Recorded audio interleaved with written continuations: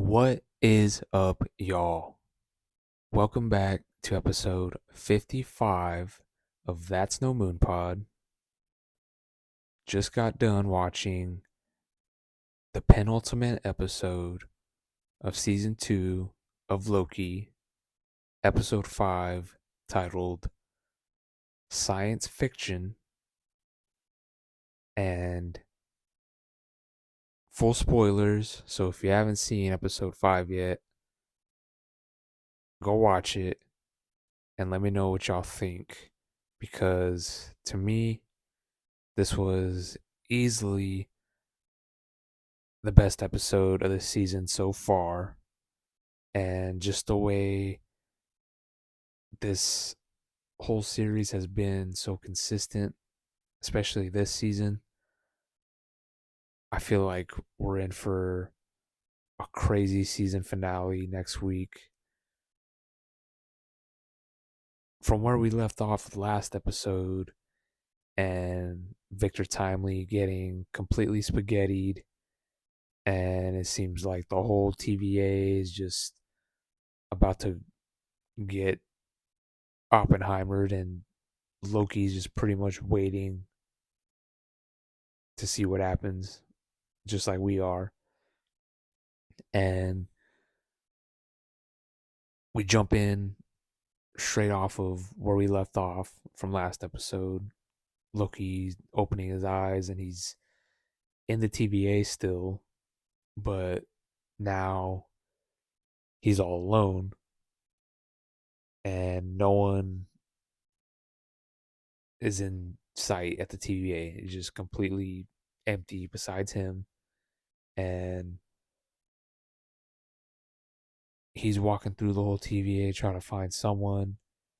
And then all of a sudden he starts time warping again. And now all of a sudden we're like, okay, we kind of thought that he had that problem figured out. And then now all of a sudden it's happening again. And he's not being able to control when and where it takes him. And as he's walking through the TVA, we get these just cool, drawn out shots with just awesome cinematography and set designs. Just everything that they got going on creatively with the whole aesthetic of the show. They're knocking it out of the park, and just the way they make each scene feel like it has purpose, and they're not all chopped up and having all these constant cuts within one scene. Makes you feel like you're watching a TikTok video or something. Each scene has a nice flow to it. The pacing of this episode, right from the jump, it just makes you feel different types of ways throughout the whole episode. It just takes you on this whole different type of emotional roller coaster throughout. Because, like Loki, we're trying to figure out what's going on here. Why is he time warping again? And we see him eventually in the TVA main room, um, looking out at all the branches, uh, like where Casey normally is. Um, he time warps into that room and he sees himself, and he says hello, and then boom, he time warps, and then the Loki that he sees hears someone say hello, and then we're like, okay, wait, what just happened right there? And then whenever we see the Loki that was standing in the TVA room, who heard the hello from Loki right before he dips off, that Loki gets spaghettied with the whole TVA as well. So that whole timeline branch just got spaghettied. So now okay, the Loki that we're following, that's pretty much setting up the whole mission for the rest of the season, I'm guessing. Because now Loki's got to figure out a way to stop the TVA from getting spaghettied, or all the whole timelines and branches for that matter. And I'm glad that they brought this cool element that they're able to do with the show like this and Loki, where Loki time warps and we're in this jail cell with this scene that looks like it's straight out of the Escape from Alcatraz Clint Eastwood movie. Um, that crazy story, the true life, real story of these guys escaping Alcatraz way back when. And except this time, Casey is one of the guys, one of the prisoners that's escaping Alcatraz. And while they're doing it, Loki time warps there, but except whenever he's trying to get Casey to help him, he don't remember him. He don't know who Loki is because this version of Casey happened to be escaping Alcatraz and he was never at the TVA, has no recollection of Loki or anything like that because this is the whole different type of branch of time. And it was funny how they kind of brought one of those type of scenes back, like how they did from season one of Loki, where Loki plays the guy who hijacked the plane way back when. I believe it was like in the 60s or 70s. I forgot when it happened, but Loki plays the guy who asked the flight attendant for a bunch of cash because he says that he's got a bomb strapped to him or something, and he gets the cash from the flight. And while the airplane is in the air, he jumps out and parachutes and was never caught, or no one ever figured out where this guy went or what happened to him.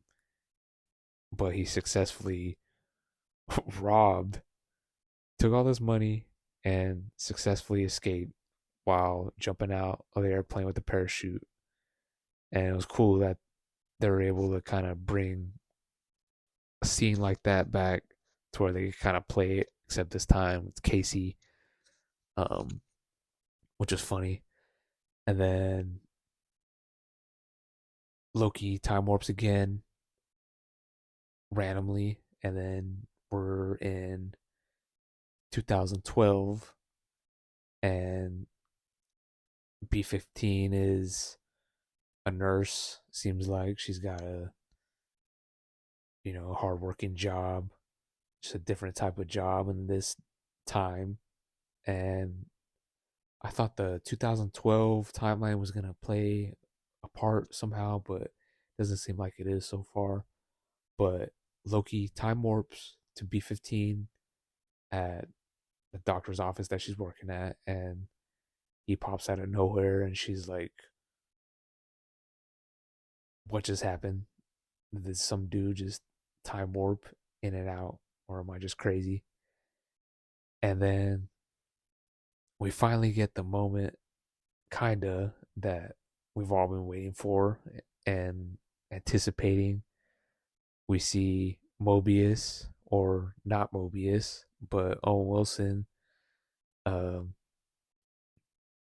seems like he's on a jet ski. He's riding a jet ski, and he's got this funny monologue, just talking about it. And we see that Mobius in this time is a jet ski slash ATV slash just outdoor salesman.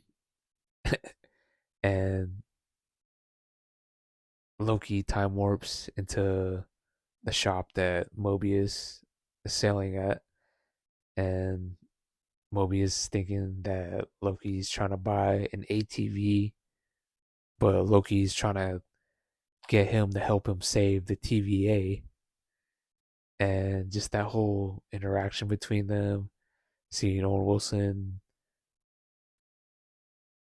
actually be happy in this time, uh, seeing him on the jet skis, um, instead of just looking at him on a magazine at the TVA.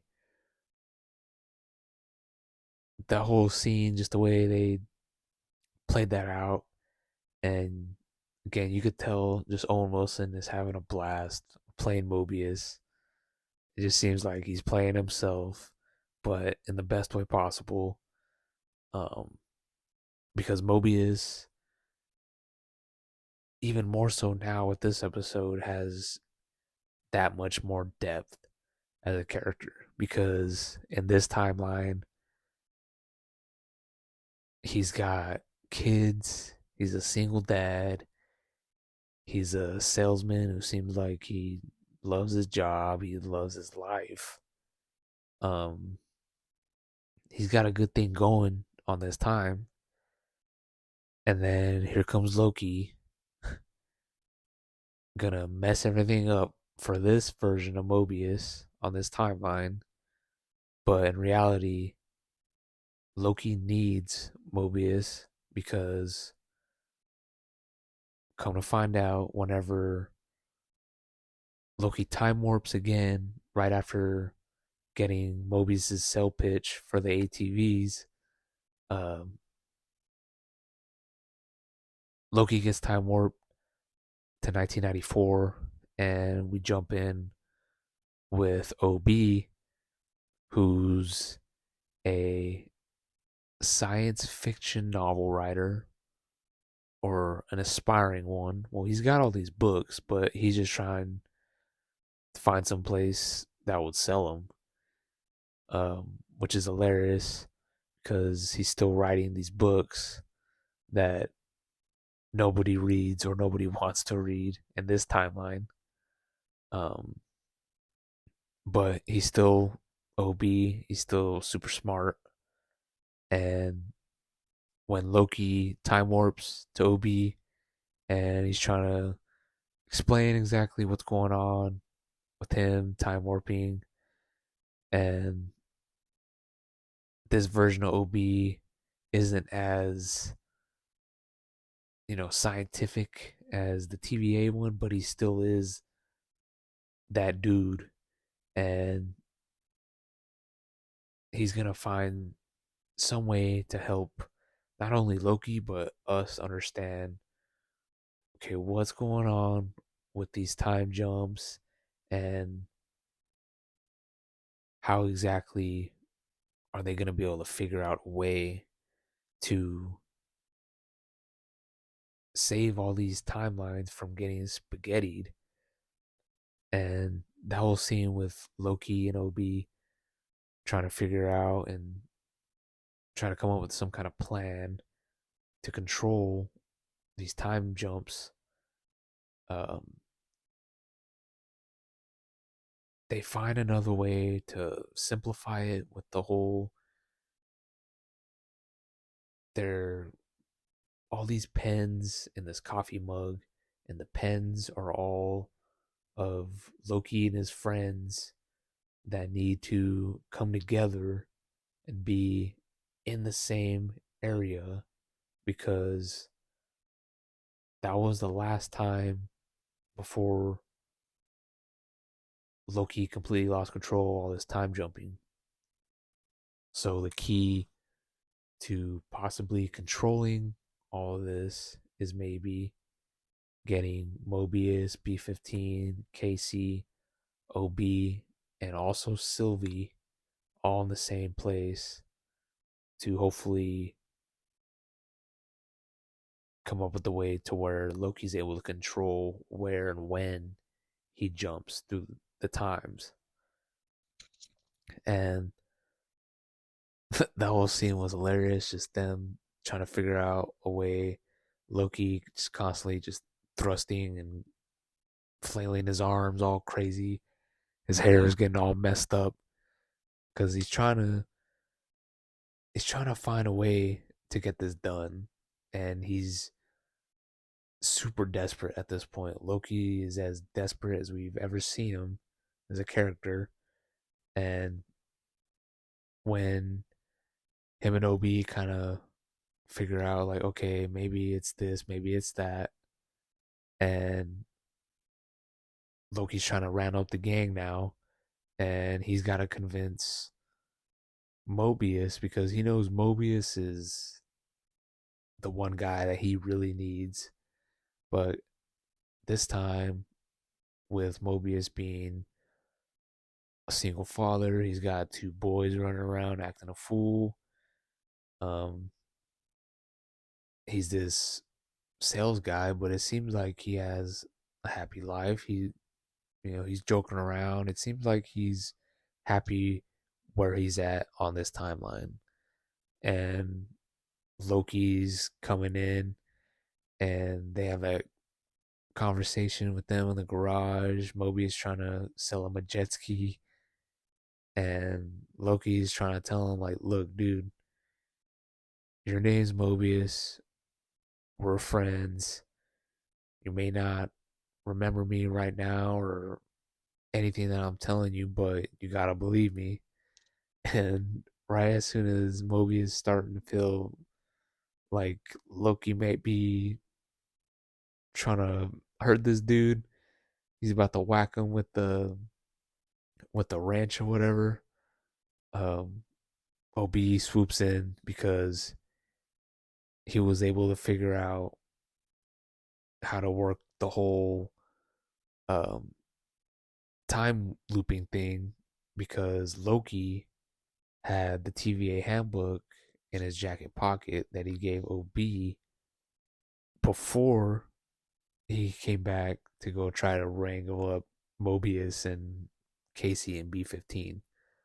So there's a whole lot of jumping back and forth in this episode, but again, just the whole pacing and the fluidity of the episode. I never felt like I was too lost or anything like that. Um, because any kind of question I had when a scene would end would get they would let us know, okay, this is what that meant later on. So throughout the whole episode, there's a lot of time jumping, this and that, and you don't know exactly what's going on fully, but by the end, they clue you in and you don't feel as lost anymore. Um, but just seeing Mobius on this timeline and he's getting the rundown from Loki saying, look, this is what we got to do. I know you got your kids, but at the end of the day, if we don't do this, all this is going to be gone anyways. So either you could stay here and just wait for it pretty much, or you can come with me and we can try to make sure that none of that happens. So that way, this version of Mobius and all the other versions will still be able to live and have their own lives in these different timelines. And once they start finally wrangling up the gang, um, there's obviously one big piece of the puzzle that they need, and it's Sylvie. And I said this in last week's episode. Um, Sylvie, so far, is to me not a likable character at all, and I don't know if that's intentional or not. Like if or if that's just how it's coming across on screen to me. But um, again, and just in this episode, there's just the things that she does and the choices that she makes throughout this whole series. It just, I have a hard time like having any kind of attachment to her at this point, because when Loki goes to the timeline where Sylvie's at and she's working at McDonald's still, and she's about to hop in her truck, and Loki time warps in to that time, and she remembers him, and he's like, well, how do you remember me? Right? Because everyone else, Casey at Alcatraz, B-15 at her nursing job, and Mobius, none of them knew who Loki was. And for her to remember him, he's like, okay, now we gotta just figure out something, because I need you, Sylvie, to come with me, because together I think we'll be able to find some way for me to control time looping thing. And Sylvie's like, come on, let's go get a drink. And they're having this conversation, and Loki's just pleading his case, trying to get her to come with him to try this out. And she's kind of just playing that same, that I don't care card, right? And it's like, she's just mean, like, to everyone. And again, she was the reason why all this happened in the first place. And the whole season so far, she's just like trying to kill Victor Timely and just not having it with anyone else. And it's kind of playing a little too one noted for me, I guess, because Loki's again trying to get her to come with him to try to help save all this stuff. And I'm pretty sure he's like, look, if you don't come with me, and if this does, like, this doesn't work for us, I'm trying to help save all this. So either way, kind of like how Mobius was, why he didn't want to leave with Loki was like, I got kids and all this stuff, like, but at the end of the day, if they don't succeed on this mission, all that's gonna be wiped out anyways.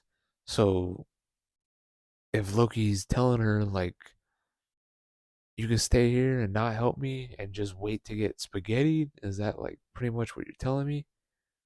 Like, you'd rather just do that instead of coming with me willingly, obviously, even though Loki's bawling his eyes out with a shot of bourbon. Like, why wouldn't she just go with him right there and then? Because later on, after the scene, after he pretty much just gives up at this point, trying to convince her because she doesn't care, and she just wants her life on that timeline, and she's making him feel bad because he wants to save his friends. So it's like, again, I don't know why they're just making it seem like Sylvie's just, she's just not likable. Like, everything that she does doesn't make me want to root for her. Like, I don't, like, go, fine, like, work at McDonald's. That's cool. That's what you want to do. But like, I'm not gonna be checking in on. I wonder what Sylvie's doing. like there's nothing that's making me want to like cheer for her, you know? And I feel like we should be because she was such a big part in season 1 and her choices at the end are pretty much we're pretty much seeing her choices from season 1. And then this whole season it just seems like she's not owning up to what she did at all. She's like oblivious to any kind of anything really. And then when we get that scene with her in the record store and her friend gives her that record to play, she goes sits down and listens to it with the headphones, and then we just get that crazy visuals of the spaghettiness going through the whole record store, and her friend is trying to run towards her, and uh you're like, oh man, now this timeline, the one that we just left the conversation with her and Loki at the bar, now this timeline is getting spaghettied, and she's like, oh crap, like I better go find Loki now. And that whole scene visually and just looks so trippy. It just looks like something straight out of like Doctor Strange or something. The visual effects artists killed it, just the way they got all those crazy um, visuals with the CGI and just the way they made the whole spaghetti look through. Like it was just they did a great job with that. The whole thing with the record on the turntable, and it was just kind of it just looked real trippy. And visually this whole episode had a bunch of really cool scenes like that. um but again, getting back to where we were with Sylvie, I'm a little confused because again, Loki is literally crying to her, trying to get her to come with them so he could save his friends, and she was calling him selfish because of that. And it's like, why are you like being like that towards homeboy, you know? Like I don't get it. I don't get why she's like just being like that. She's being all salty for no reason. And Loki's just like, so you don't care? Like you don't care right now, but just wait like 10 minutes. When you go to that record store, you're gonna care, and then you're gonna be wondering where I'm at, trying to think, okay, maybe Loki was right. So that whole thing kind of didn't play out too well in my head. I thought that was kind of silly. I mean, she's literally like, no, you're being selfish because you just want to save your friends, um, for you, because you want to have your friends. You don't want to be alone. And Loki's over here having a whole crisis on his hands, and he's thinking that, man, maybe I am selfish because I just I don't want to lose all my friends because I don't want to be alone, and it's not because they have their own lives on these different times. It's like, man, they're playing all these psychological games with your boy, and she ends up just going back to Loki and Casey and everyone, the crew waiting for her. Being like, oh yeah, okay, maybe you were right. Yeah, the whole timeline you just left me in just got spaghetti. Let's try to do what you were trying to get me to do earlier, Loki. It's like, come on, girl. I'm trying to root for you here, but you're not letting me. But we still got the season finale, so I'm hoping she gets some kind of redeeming arc somehow to try to at least win me over, because I'm definitely not rooting for her at any sort of facet. But once she finally comes to her senses and they're all in OB's crazy sanctorum or whatever, um, things start to get weird once again. And now that they're all together, we see that the temp pad or whatever is missing, and everyone obviously is looking at Casey, the Alcatraz escapee, because he was talking about using it to try to go put him in a bank vault somewhere and being able to jump from any place in time. So obviously everyone's thinking that this dude took it. And then we get that whole cool scene that just like again with the spaghetti and just the visual effects, those sims that these visual effects artists made, just everything slowly getting spaghetti once again. And you're like, oh my god, everyone's literally going away. OB, Casey, Mobius, B-15. It's like everyone, it just feels like that end game to where everyone's getting dusted and you're like, oh no, now this one's gone. I'm like, what's that means their timelines is gone. And um that's when Loki pretty much has the whole thing to where he thinks he's figured it out. And it's where he says, because once everything gets spaghetti and you're like, okay, what is going on? Like, is everyone dead now?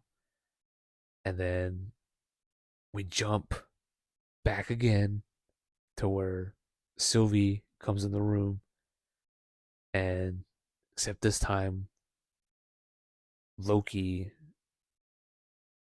he's figured it out. He's figured out somehow, some way, how to control his time slipping. And he says as much to where it's not how, why, or when. It's about who. And we see him time slip again, but this time, before the whole room gets spaghettied, before any of that can happen again, we see that he's got control of the time slipping, and he sends himself back to the TVA where OB's there, and basically pretty much before that whole thing with Victor Timely and all that probably happened. So there's still time and a chance for Loki to save the TVA and to save all of his friends. Because now that's not only just wanting to stop and end He Who Remains reign. Loki, at the end of the day, he wants to save his friends now. And again, just the character arc and progression that we've seen, and the performance from Tom Hiddleston, just constantly elevating this character. It's putting Loki on just that status of just not just the OGs anymore. He's one of the mains. He's one of the main characters that we're gonna be remembering now when we look back on all these crazy times in this Marvel Cinematic Universe. Um, but Loki's already he's topping Mark Ruffalo as Hulk already. He's probably topping Ant-Man at this point, Paul Rudd, and by that I mean just like where he stands on the mantle on these characters that we care so much about within this universe. And he's been there since the beginning and just constantly leveling up his character and giving us as fans more reason to root for him, even though we shouldn't. But this time, we should be rooting for him. Um, and we should be booing Sylvie. I think that's what is going on here now. But crazy, crazy episode. Penultimate did not disappoint at all. Um, I'm trying to think of anything I missed because I literally just watched this about an hour ago. And, when you watch such a good episode of TV or a movie, your first reaction, your first thoughts are just so, because you haven't heard anything else from anyone, and your mind, you're trying to put together all these pieces like, okay, what did I just see? And what do I think is going to happen next week? And you're just trying to digest and take everything in. And um, just again, going back to Mobius, seeing him on the jet skis and just having that life, that we all felt like he was living somewhere else when, we're not seeing him at the TVA. He just had a lot of funny, you know, Owen Wilson's having fun. Tom Hiddleston's having fun. Um, I think the whole cast and crew had a blast making this whole season. Um, I don't know if this whole thing means that Victor Timely's gonna be back in next week's episode, which I'm assuming he is somehow because we got no missed minutes and we got no Ravona Renslayer in this episode. So I'm thinking something crazy is gonna go down to where choices are gonna have to be made. I think there's gonna be people that are gonna have to eat it. I'm just saying it better not be Mobius, and it better not be Casey, and it better not be OB. Um, it better not be any of the crew. B-15, freaking who's still alive? I think that's it now, right? Yeah, everyone's gone. Everyone either got pruned or is getting spaghetti. But as long as the main crew makes it out, but I feel like that's gonna be a tough task to get done. I feel like sacrifices are gonna have to be made, obviously. Um, hopefully Sylvie, hopefully Sylvie can have some kind of redemption arc in the season finale because so far she's just making everything harder than it needs to be, and um, yeah, I'm hoping they can find some way to figure out to save all this because the show has gotten us so invested and it's done such a good job with the writing and the pacing and just keeping us wondering on what's going to happen in next week's episode. And that's all you could really want out of a good TV show is something to talk about until the next one. And I can't wait, y'all. I can't wait. I think they're gonna I think they're gonna do something crazy. And I'm I'm staying away from the leaks and any kind of spoilers that may come out throughout the week. Um, because I gotta go into next week with not even a hint of what I think is gonna happen. Because I feel like for me, I get the most enjoyment out of TV and movies and all that when I'm going in it pretty much as blind as possible to where I don't know what's gonna happen next. Let me know what y'all thought of this episode. Um, I'd give it a solid. I mean, I don't know if anything's a 10 out of 10, but it's definitely in the nines for sure. This episode, um, I'll go 9.9 because Sylvie still annoyed me. Uh, but other than that, this episode was perfect. I can't wait for next week, season finale, y'all.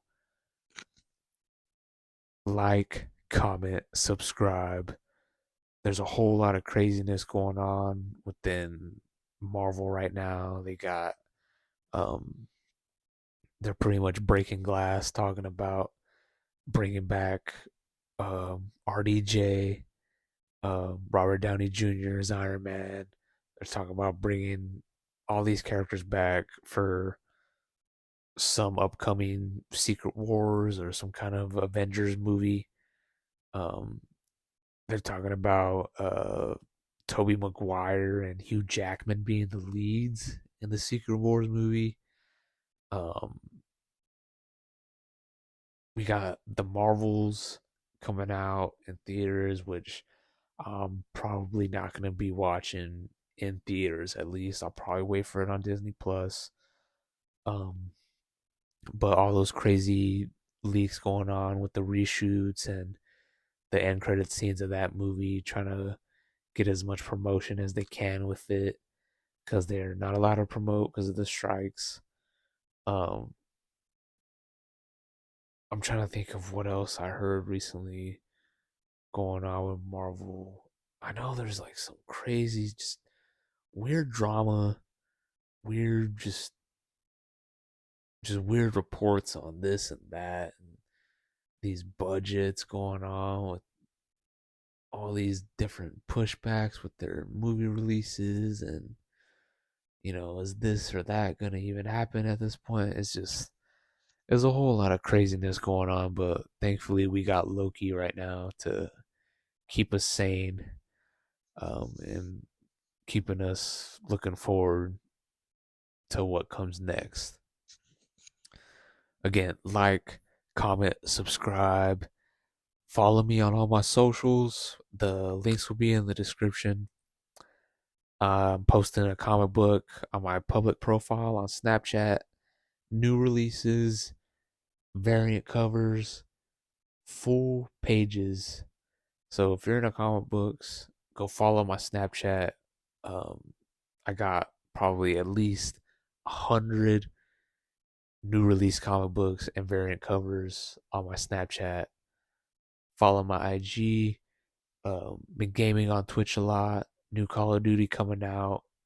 Super stoked for that. Um, yeah, I can't wait for the season finale, y'all. But until then, hope y'all have a great rest of y'all's week. Y'all stay safe, and I'll catch y'all on the flip. Peace.